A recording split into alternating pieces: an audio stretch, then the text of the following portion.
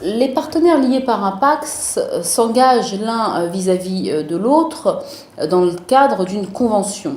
C'est la convention de PACS qui détermine la situation des deux partenaires.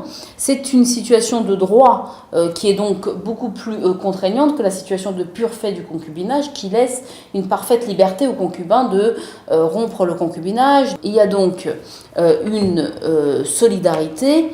Et il y a, en ce qui concerne la gestion des biens, un principe qui est stipulé dans la Convention.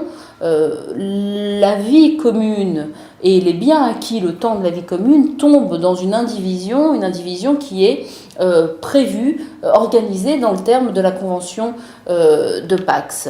Pour prendre un exemple, en réalité, lorsque l'on est un couple pacsé, on a une situation qui correspondrait en matière de biens à la situation des époux mariés sous le régime de la séparation des biens. C'est-à-dire que chacun reste propriétaire de ses biens, de ce qu'il a acquis avant le PACS, avant la conclusion du PACS, et tout ce qui est acquis pendant le PACS tombe dans le cadre d'une indivision qui est gérée entre eux et dont les conditions sont fixées au terme de la convention. Donc, une convention de PACS engage beaucoup plus les partenaires, elle fait naître une solidarité entre eux, et elle fait naître également des droits en ce qui concerne notamment la protection sociale, ce que ne permet pas le concubinage.